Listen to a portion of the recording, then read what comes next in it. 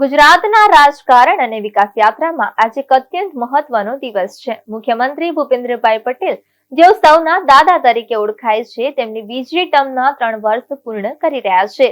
2022ની વિધાનસભા ચૂંટણીમાં ઐતિહાસિક જીત બાદ દાદાએ 12 ડિસેમ્બર 2022ના રોજ મુખ્યમંત્રી તરીકે શપથ લીધા હતા. માત્ર 3 વર્ષની અવધિમાં દાદાના સ્થિર નેતૃત્વ, શાંત પરંતુ અસરકારક કાર્યશૈલી અને સુશાસનના મંત્રથી ગુજરાતે વિકાસના અનેક નવા માપદંડ સ્થાપ્યા છે.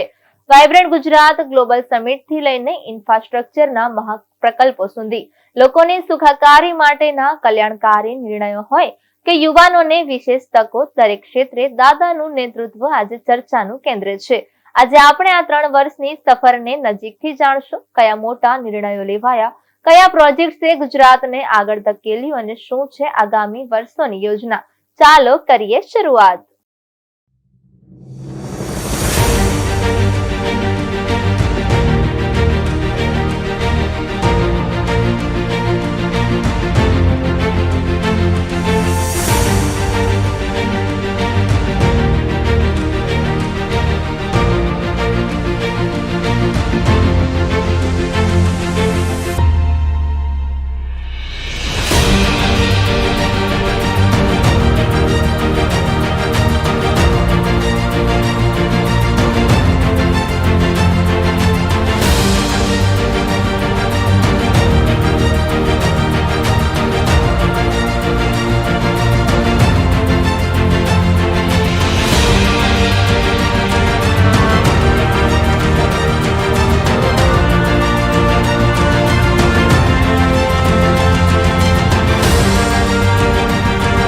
મુખ્યમંત્રીના નેતૃત્વમાં ગુજરાતે માત્ર 3 વર્ષમાં રાષ્ટ્રના આર્થિક ગ્રોથ એન્જિન તરીકેની પોતાની ઓળખ વધુ મજબૂત કરી છે.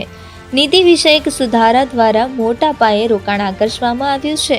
બુલેટ ટ્રેન, મેટ્રો રેલ અને એક્સપ્રેસ વે સહિતના તમામ મોટા ઇન્ફ્રાસ્ટ્રક્ચર પ્રોજેક્ટ્સને દાદાએ ડબલ ગતિ આપી છે. પ્રોજેક્ટ સમય મર્યાદામાં પૂર્ણ થાય તે સુનિશ્ચિત કર્યું છે. ગિફ્ટ સિટીનું વિસ્તરણ હોય કે ધોલેરા SIRના વિકાસની વાત, દાદાએ આગામી દાયકાઓ માટે નવા ગુજરાતની બ્લુપ્રિન્ટ તૈયાર કરી છે, જેમાં ટેકનોલોજી, ઉર્જા અને ગ્રીન ઇકોનોમી પર ભાર મૂકવામાં આવ્યો છે. દાદાના શાંત અને નિર્ણાયક શાસનમાં ગુજરાતે અનેક રાષ્ટ્રીય સિદ્ધિઓ હાંસલ કરી છે. તેમના નેતૃત્વમાં આગામી વર્ષોમાં ગુજરાત અનેક નવી ઊંચાઈઓ સર કરશે એ નક્કી છે. 12 ડિસેમ્બર 2022ના રોજ ગુજરાતના 6.5 કરોડ નાગરિકોની સેવાના ભાવ સાથે રાજ્યના મુખ્યમંત્રી તરીકે શપથ ગ્રહણ કર્યા હતા, જેને આજે 3 વર્ષ પૂર્ણ થયા છે. આ 3 વર્ષમાં માનનીય વડાપ્રધાન શ્રી નરેન્દ્રભાઈ મોદીના માર્ગદર્શનમાં ગરીબ, યુવા, અન્નદાતા, નારી શક્તિ સહિત સમાજના દરેક વર્ગના કલ્યાણ માટે રાજ્ય સરકારે નિષ્ઠાપૂર્વક પુરુષાર્થ કર્યો છે.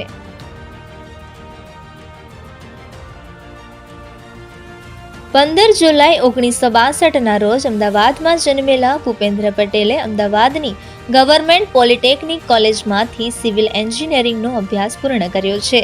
વર્ષ 1987માં તેઓ ભારતીય જનતા પાર્ટીમાં જોડાયા અને ત્યારથી તેમની રાજકીય સફર શરૂ થઈ. 1995-96માં તેઓ મેમનગર નગરપાલિકાના સ્ટેન્ડિંગ કમિટીના ચેરમેન બન્યા. તેમણે 1999-2000 સુધી પહેલી ટર્મ અને 2004-2006 સુધીની બીજી ટર્મમાં મેમનગર પાલિકાના પ્રમુખ તરીકે ફરજ બજાવી.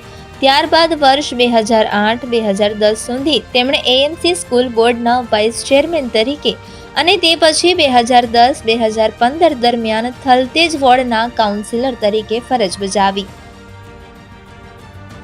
2015-2017 દરમિયાન તેમણે અમદાવાદ શહેરી વિકાસ સત્તામંડળના ચેરમેન તરીકે સેવાઓ આપી અને વર્ષ 2017માં તેઓ ઘાટલોડિયા વિધાનસભા બેઠક પરથી ધારાસભ્ય તરીકે ચૂંટાયા. 13 સપ્ટેમ્બર 2021ના રોજ ભૂપેન્દ્ર પટેલે ગુજરાત રાજ્યના 17મા મુખ્યમંત્રી તરીકે શપથ લીધા અને રાજ્યની વિકાસ યાત્રાની શાસનધુરા સંભાળી હતી. વર્ષ 2022ની વિધાનસભા ચૂંટણીમાં તેઓ ભારે મતોથી જીત્યા અને 12 ડિસેમ્બર 2022ના રોજ તેમણે સતત બીજી વાર ગુજરાતના મુખ્યમંત્રી તરીકે શપથ લીધા. આ 4 વર્ષો દરમિયાન મુખ્યમંત્રી ભૂપેન્દ્ર પટેલે મક્કમ અને નિર્ણાયક નેતૃત્વનું મજબૂત ઉદાહરણ આપ્યું છે. વડાપ્રધાન નરેન્દ્રભાઈ મોદીએ રાજ્યમાં સેક્ટર સ્પેસિફિક નીતિ નિર્ધારણથી રાજ્યના વિકાસને વેગ આપવાની શરૂઆત કરી હતી. તેણે આગળ વધારતા મુખ્યમંત્રી ભૂપેન્દ્ર પટેલે રાજ્યમાં સેક્ટર સ્પેસિફિક નીતિઓ ઘડીને રાજ્યમાં ફ્યુચરિસ્ટિક ક્ષેત્રો માટે દ્વાર ખોલ્યા છે. આમ મુખ્યમંત્રી ભૂપેન્દ્રભાઈ પટેલની આ 3 વર્ષની યાત્રા માત્ર સંખ્યા કે સમયનો માપદંડ નથી, પરંતુ ગુજરાતના વિકાસ, સુશાસન અને જનહિતના નવા માપદંડોની નોંધપાત્ર દ્રષ્ટિ છે.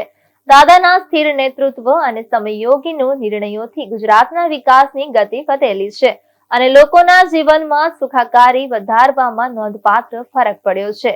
આગામી વર્ષોમાં પણ ગુજરાત નવી ઊંચાઈઓને સ્પર્શશે, પ્રોજેક્ટ્સને નવી દિશાઓ મળશે અને યુવાનો, ખેડૂતો અને શહેરવાસીઓ માટે અનેક નવી તકનો દરવાજો ખુલ્લો રહેશે. આ યાત્રા માત્ર એક સરકારની સફળતા નહીં, પરંતુ ગુજરાતના દરેક નાગરિકની હિંમત, મહેનત અને આશાનું પ્રતિબિંબ છે.